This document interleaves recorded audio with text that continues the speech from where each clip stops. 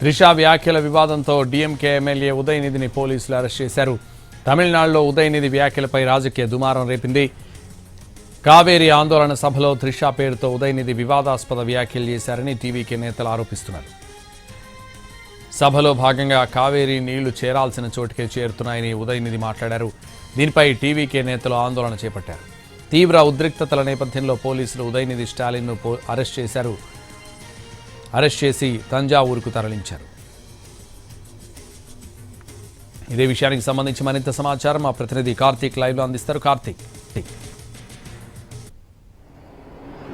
Right Santosh, ప్రస్తుతం ఇంకా తమిళనాడు తీవ్ర ఉద్రిక్తమైనటువంటి పరిస్థితులు నెలకొన్నటువంటి పరిస్థితి. రెండు వర్గాలు ఏదైతే టీఎంకే పార్టీ కావచ్చు, టీవీకే పార్టీకి సంబంధించినటువంటి నేతలు కావచ్చు, ఇప్పటికీ కూడా రోడ్డెక్కి పెద్ద ఎత్తున ఆందోళన చేస్తున్నారు. టీవీకే నేతలైతే ఉదయనిధి స్టాలిన్ దిష్టి బొమ్మలను ఎక్కడికక్కడ దగ్నం చేస్తున్నటువంటి పరిస్థితి. డీఎంకే నేతలైతే సీఎం విజయ్ దిష్టి బొమ్మలను ఎక్కడికక్కడే దగ్నం చేస్తూ కూడా రోడ్డెక్కి ఆందోళనలు చేస్తున్నారు. అయితే ఈ మొత్తం వ్యవహారానికి కూడా కారణం మాత్రం నిన్న కావేరీ జలాల అంశానికి సంబంధించి డీఎంకే ఒక కీలకమైన సమావేశాన్ని నిర్వహించింది. ఈ సమావేశాలలోనే రైతులను ఉద్దేశించి మాట్లాడుతూ విజయ్ ప్రభుత్వం మీద తీవ్ర స్థాయిలో ఉదయనిధి స్టాలిన్ అయితే విమర్శలు గుప్పించడం కూడా జరిగింది.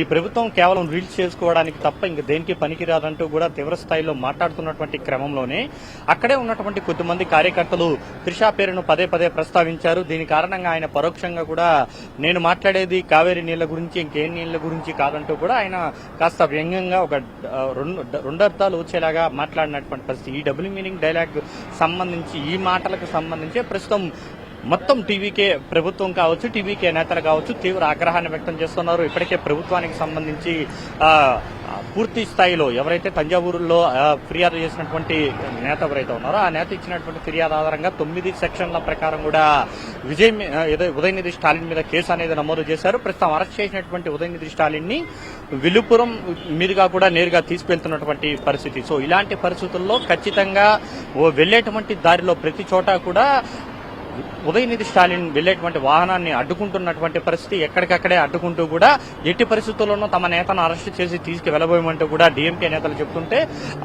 ఎలాంటి పరిస్థితుల్లో కూడా కోయంబత్తూరు మీదుగా తీసుకువెళ్లి తంజావూరులో ఉన్నటువంటి న్యాయస్థానం ముందు మేము హాజరుపరుస్తామంటూ కూడా పోలీసులు చెబుతున్నటువంటి మాట. ఈ వ్యవహారం మరి కాసేపట్లోనే మద్రాసు హైకోర్టులో కూడా విచారించబోతున్నారు. ఇప్పటికే కోర్టు కూడా ఆదేశాలు జారీ చేసింది. మధ్యాహ్నం 12 గంటల వరకు కూడా ఉదయనిధి స్టాలిన్ ను అరెస్టు చేయకూడదు అంటూ కూడా న్యాయస్థానం అయితే ఇప్పటికే కూడా ఆదేశాలు జారీ చేసింది. అయితే ఆ ఆదేశాలు మాకు అందలేదనేటువంటి ఒక చిన్న లాజిక్ తో పోలీసులు అయితే ఉదయనిధి స్టాలిన్ అరెస్ట్ చేశారు. ప్రస్తుతం అరెస్ట్ చేసి తరలిస్తున్నటువంటి దృశ్యాలన్నీ కూడా మనకి ఎన్టీవీ స్క్రీన్ మీద కూడా చాలా స్పష్టంగా కనబడుతుంది. ఈ మొత్తం వ్యవహారం కూడా గత 10-15 రోజులుగా కూడా నడుస్తున్నటువంటి వివాదాలు ప్రస్తుతం తీవ్ర రూపాన్ని కూడా దాల్చిందనేది మాత్రం చాలా స్పష్టంగా మనకు అర్థమవుతుంది.